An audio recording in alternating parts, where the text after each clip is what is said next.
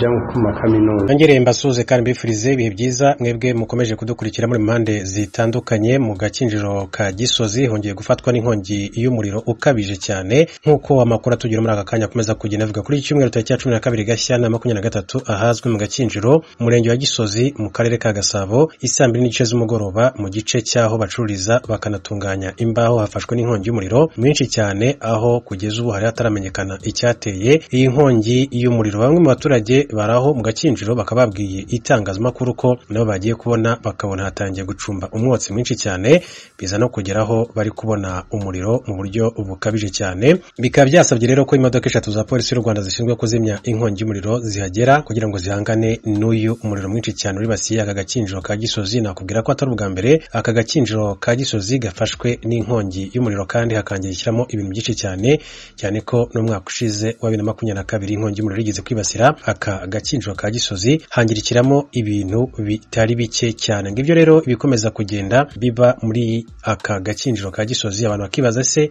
ni umuriro w'amashanyarazi utenstaye neza ni iki kindi kiba kibitera. Gusa kugeza magingo yangaya ntabwo polisi y'u Rwanda yari yatangaza icyaba cyihishe inyuma y'iyi nkongi y'umuriro. Mu yandi makuru Metere Kabengera akaba yemeza ko M23 natwirwaneho ari amakiriro y'abatutsi muri Repubulika ya Demokarasi ya Kongo. Umunyamategeko ari Kabengera uhagarara abanyekongo b'abatutsi mu ntara y'Kivu y'Amajyaruguru aremeza ko umutwe witwaje intwaro wa M23 ndetse no wirinda abanyamurenge watwirwaneho ukorera muri Kivu y'Amajyaruguru ishobora kuba amakiriro yabo. Metere Kabengera ukunze kugaragaza ko leta ya Repubulika ya Demokarasi ya Kongo irengagiza ukuri kw'ikibazo cy'abarwanyi ba M23 mu butumwa atambukije kuri Twitter kuri wa 11 Gashyantare 2023 yatangaje ko abanyekongo bavuga ikinyarwanda bakomeje gukorerwa ihohoterwa bityo ko M23 natwirwaneho ari bo bonyine bashobora kubatabara. Yagize ati mu gihe cy'ifungwa ry'akarengane ishimutwa yicwa kwamburwa ndetse no kwimwa ibwene gihugu ati nta burinzi bwa leta ati twakwanzura ko M23 natwirwaneho muri make imitwe y'ubwirinzi ati baba uburyo bwonyine bw'amakiriro asigaye ati ku bantu bamwe ati bo mu burasirazuba bwa Repubulika ya Demokarasi ya Kongo. Metere Kabengera nk'umwe mu majwi y'abanyekongo b'abatutsi yumvikana cyane muri Repubulika ya Demokarasi ya Kongo mu gushyingo 22 we hamwe n'abandi bavuga ari kumvikana bahuye na Perezida Felix Tshisekedi ku bibazo aho bahuje ubwoko bahura nabyo. Uyu munyamategeko washinzwe umutwe wa politike witwa Dynamique pour un Congo Nouveau yari amaze amezi agera kuri anatangaje ko M23 ari umutwe w'abanyekongo bambuwe byose barwanira ku butaka bambuwe ati bityo ko abasirikare ba leta baturuka kure nka Kinshasa badashobora kubatsinda.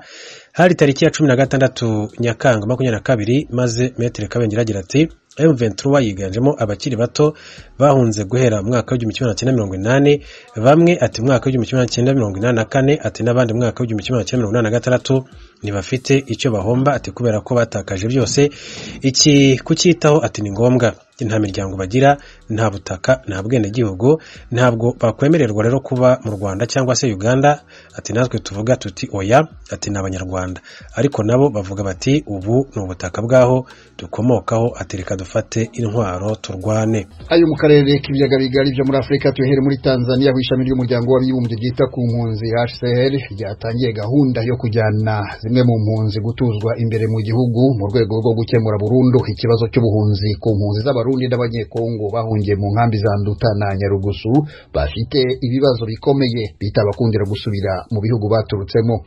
Umunyamakuru w'Amerika James Joven Ivyo byashikirijwe n'umutegarugori Martha Gerard yaserukiye HCR mu nama yari ifatiye kumviriza ibibazo bitandukanye bibangamiye impunzi z'abarundi n'abanyekongo bahungiye mu nkambi ya Nyarugusu.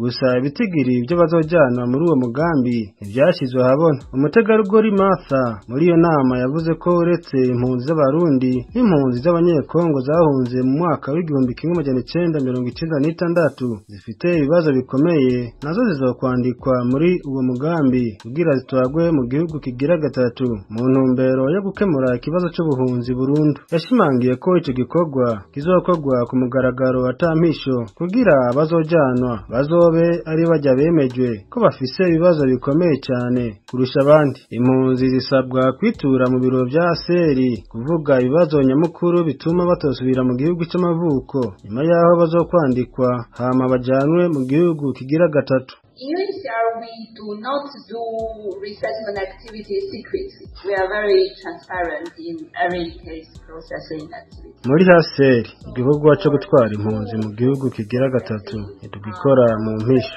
Impunzi zose z'abanyekongo zahunze kuva mu mwaka w'1994 hamwe n'abarundi bazoba bemeje bazotwarwa mu gihugu kigira gatatu atankomanzi. Gusa nta kuntu twashobora gutwara abantu bose. Amashirahamwe ajeje ako kazi yatanguye kumviriza abazojanwa mu gihugu kigira gatatu. The verification exercise in the camp with the presence of IOM and RC Africa.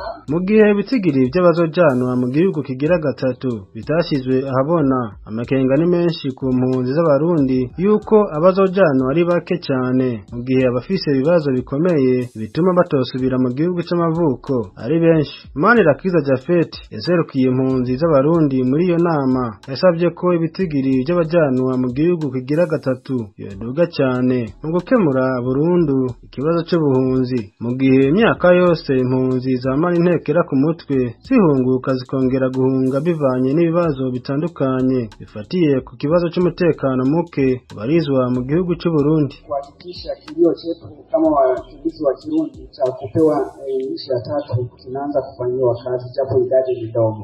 Mbanze shimire HCR kuko igoro bagize mu kumviriza amarira yacu kuri twebwe impunzi z'abarundi kutwohereza mu gihugu kigira gatatu naho ibitigiri ari bike cyane. Mu gikorwa cyo gutaha ku bushake hari ibibazo byinshi tugenda turahura navyo, harimo kwamana intekera ku mutwe buri gihe, duhunguka tugahunga, duhunguka tugahunga, ugasanga nk'abageze mu za bukuru bariko barahunguka bongera bahunga, ugasanga bariko baradushira muri bya politiki. Kubwizo mpamvu gutwarwa mu gihugu kigira gatatu niwo muti urama ku kibazo cyacu.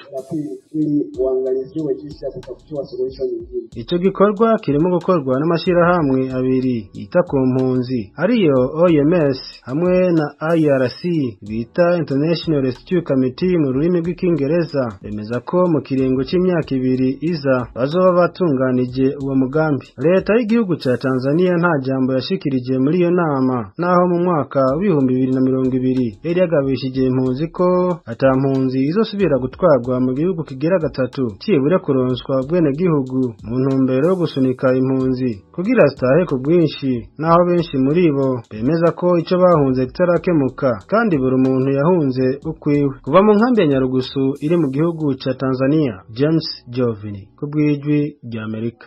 Urakoze James. Mu gihe muri Tanzania batangiye gutuza zimwe mu mpunzi imbere mu gihugu, mu burasirazuba bw'u Rwanda ho mu nkambi ya Mahama urubyiruko rw'impunzi z'abarundi zakiriwe muri icyo gihugu rufite ikibazo cyo kutagira akazi, dore ko abenshi babura ubushobozi bwo gukomeza kwiga amashuri ya kaminuza.